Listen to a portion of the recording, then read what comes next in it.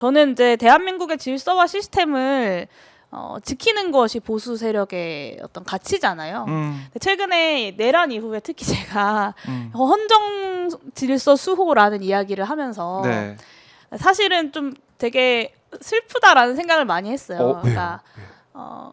어떤 기존의 체제를 지키고 수호하는 것은 보통 보수 세력이 많이 한다라고 이야기하는데 대한민국의 보수 세력이 너무 형편없다 보니까 이 헌정 질서 수호라고 하는 아주 기본적인 이야기를 이제 보수 세력과 맞서서 해야 된다는 것이 네. 좀 슬프다라는 생각이 좀 들었습니다.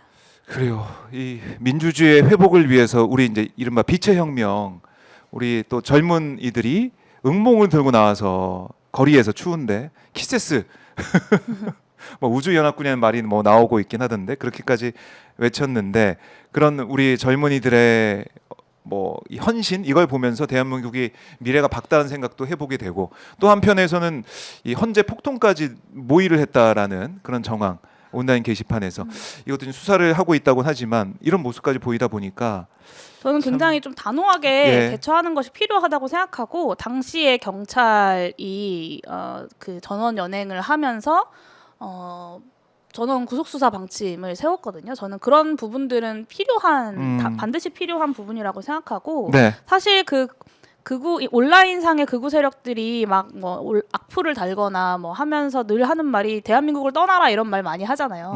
근데 저는 오히려 그런 말들을 들으면서 좀 이상하다는 생각을 했는데 네. 대한민국의 질서와 시스템을 부정하고 있는 것은 저 부정선거 세력과 내란 세력입니다.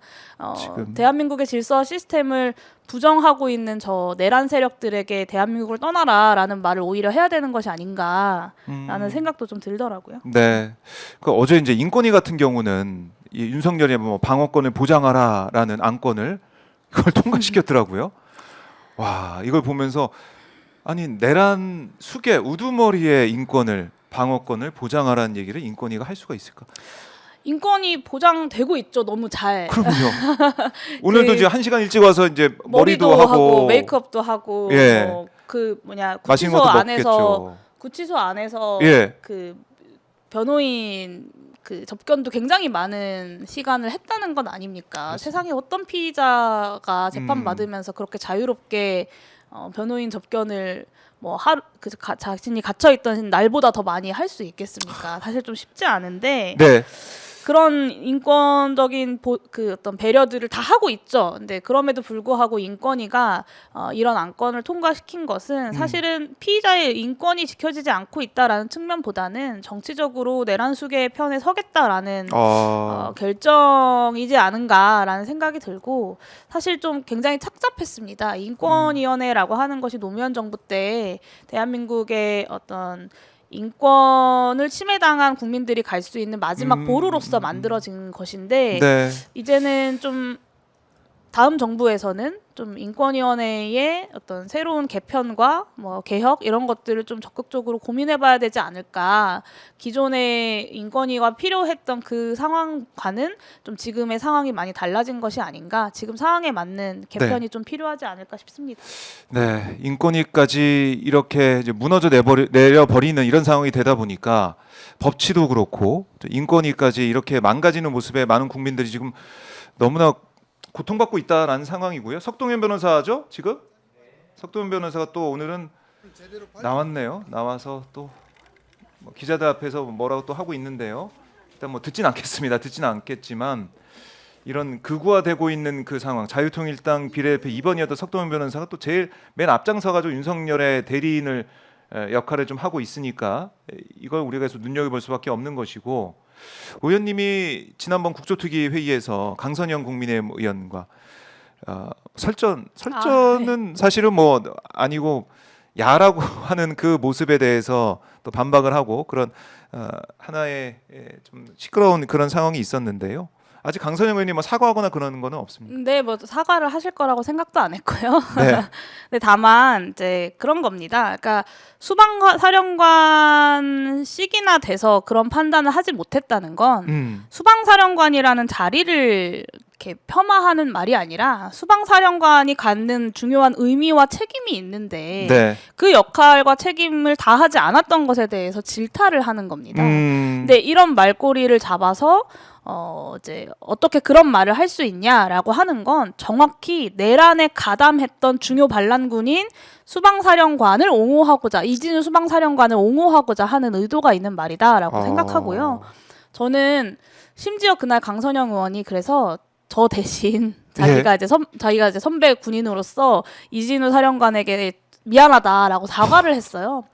저는 하다가 이제 국민에게는 제대로 사과하지 않으면서 네.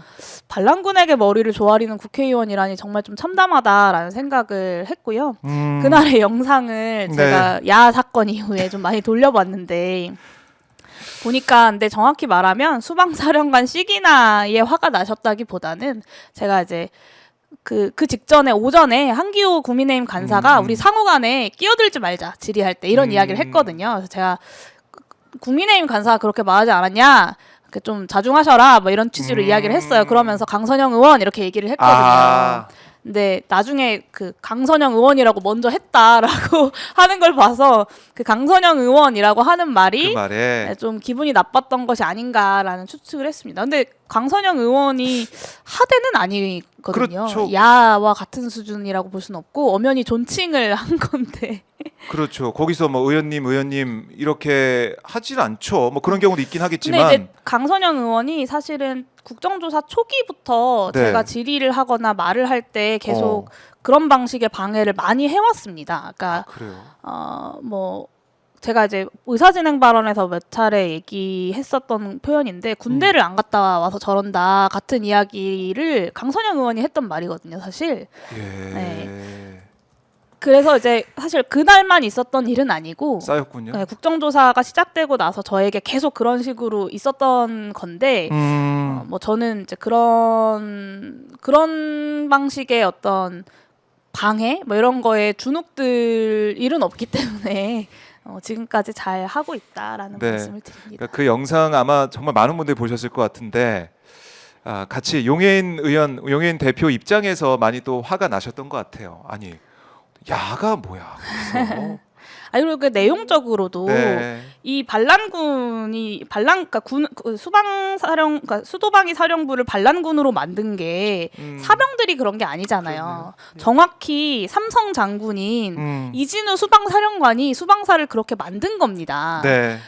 저는 여기에 대해서 책임을 물어야 한다고 생각하거든요. 그리고 당연히 위에서 그런 명령이 내려왔을 때 따져야죠. 이 명령의 위법성과 불법성을 따져야 되는 거고. 사령관이라면 네, 그것을 해야 할 책임이 있는 거죠. 근데 뭐 어련히 검찰 출신의 법조인 출신의 대통령이니까 법률적인 검토는 알아서 했을 거다라고 하고 뭐 그러면 우리가 특전사랑 교전을 했어야 됐다라는 이야기를 하는 것은 저는 군인으로서의 자세가 되어 있지 않고 오히려 수많은 군인들을 모욕하는 그러니까 국민들을 위해서 일하는 군인들을 모욕하는 발언이었다고 생각합니다. 그 지난 12.12 군사반란에서 그 장태환 수경사령관이 이렇게 그 군사반란 세력에 맞서서 실제로 이 뭐라고 할까요? 목숨을 걸고 이렇게 그 부당한 쿠데타를 막고자 했고 그 과정에서 실제로 뭐 김호랑 중령이라든지 이런 어떤 돌아가신 분들도 있는 것 아닙니까? 근데 수도 방위 사령관이 그렇게 그 부당한 명령에 네. 거부하면 우리가 교전을 해야 된다라는 말로 자신의 책임을 피해간다는 게 저는 너무나 부끄러운 모습이라고 생각합니다. 더군다나 이진우 사령관은 군인 집안 출신이거든요. 예. 그래서 그런 부분들을 지적을 했던 것인데 이게 사실 뭐 이 영상 많이 봤지만은 그걸로 좀 남아 있는데 오늘 의원님의 이제 말씀을 전후 사정을 쭉 들어보니까 또 많은 분들께서 맞아 그렇게 이 수방사령관이 그런 모습 보이면 안 되지 이런 말씀 많이 하실 것 같고 또 강선영 의원도 모르겠습니다. 이게 국회의원 여야 의원들이 있으면은 서로 뭐 고성이 오가기도 하는데 지켜야 될 선이 있거든요, 사실은. 그게 좀 안 되고 있다라는 생각을 다시 한번 해보겠습니다. 그런 게 네. 그날 김병주 의원님도 그 얘기하셨지만 네. 사실 이제 뭐 시기나라는 표현을 상대 의원한테 너무나 잘 쓰셨던 분이래요. 저는 몰랐는데 그냥 좀 제발 본인을 좀 돌아보셨으면 좋겠다라는 생각을 네. 합니다. 네. 그래요. 그리고 우리 본회의장 모습도 지금 나오고 있는데요. 오늘 또 권성동 국민의힘 원내대표의 교섭단체 대표연설이 있습니다. 이제 의원님 이제 가셔야 되는데 네. 좀, 너무 시간이 너무 빨리 가서 보내드리기가 아쉬운데 저희 보니까 기본만 지키자님께서 용해인 대표님 화이팅 이렇게 슈퍼챗 보내주셨고요. 그 다음에 이래님께서 용해인 어머나 여기서 보다니 뚝심 있게 언제나 화이팅하세요. 항상 믿고 보고 있습니다. 이렇게 얘기를 하고 계십니다. 네, 대표님께서 좀 자주 저희 박종호 야스파 나오셔가지고 네, 자주 불러주십시오. 네, 이 국회 상황들 또 기본소득당의 행보들 또 야권이 이제 조기 대선 국면에 갔을 때는 어떤 또 포션과 어떤 전략을 또 취해야 되는지 여기에 대해서 말씀을 계속 들어보도록 하겠습니다. 대표님 가시기 전에 오마이TV 시청자분들께 못다한 말씀 있다면 듣고 마무리하겠습니다. 네, 이제 국정조사가 진행된 지 거의 한 달 가까이가 됐는데요. 나름의 성과들이 저는 분명히 있었다고 생각합니다. 국무위원들을 무혐의 처분하려고 했었는데 그에 대해서 국무위원들의 책임을 물어야 한다는 것이 또 중요한 화두로 올라오기도 했고요. 또 저렇게 헌법재판소에서 나오는 가짜 뉴스들 그리고 네. 윤석열 측의 어떤 말도 안 되는 말들을 국정조사 과정을 통해서 또 상호간에 팩트 체크를 할 수 있다는 것도 저는 중요한 저희의 역할이라고 그렇네요. 생각합니다. 그런 면에서 남아 있는 헌법재판소 변론 기일 동안 또 국정조사에서 또 밝혀야 하는 과제들이 있을 것이라고 생각하고요. 그런 부분들이 충실히 좀 진행이 될 수 있도록 남은 시간 최선을 다하도록 하겠습니다. 알겠습니다, 대표님. 말씀 잘 들었습니다. 네, 감사합니다. 고맙습니다.